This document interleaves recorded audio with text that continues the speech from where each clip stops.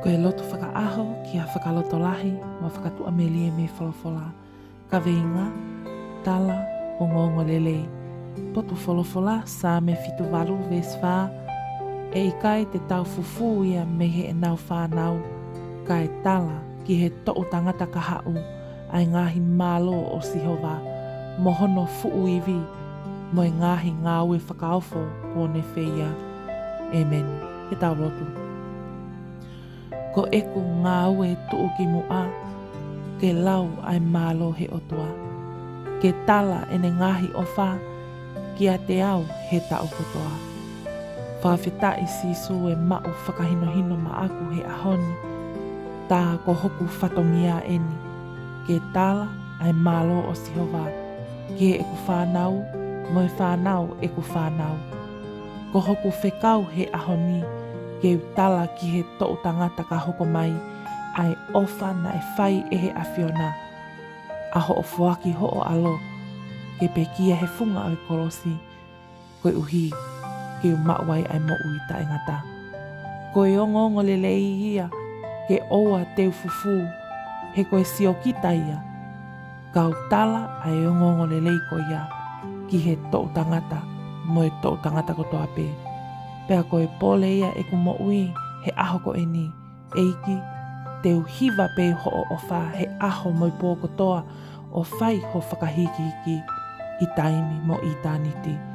I ho whawhape si sukalaisi ko koe ho whakamo ui. Amen. Whakamaloat ka te koe o ke kau mai ke talotu huwhie he houani. O ku uofongi ki tau tolu he whatu sāme he ahoni. Ai mahu inga ki a te tau tolu ta mai mo i whae. Ai tala ai ongongo lelei o si sukalaisi ki he tau whanau. Mo i whanau e tau whanau. Oua te tau fufu ai tāpuaki ai otua o ku tau mau.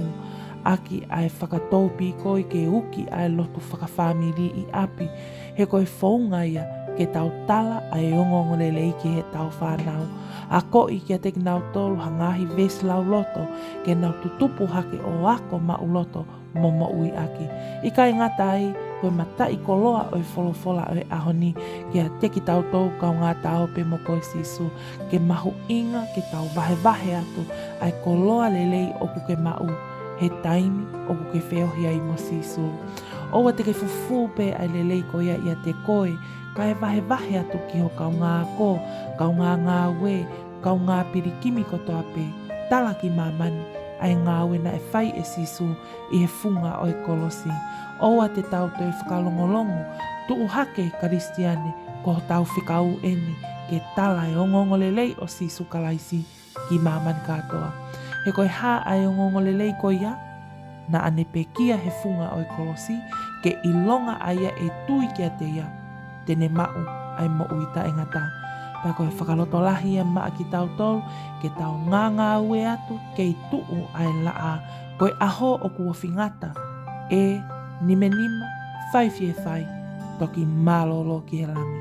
Mana tui, tala lewa ki maman, ai o ngongolelei, o sisu kalaisi. Amen. Thank you to you all who have joined and subscribed to this channel. If you're new here, welcome. Don't forget to subscribe and also check out the description box below for all links to our social media platforms. Thank you and God bless.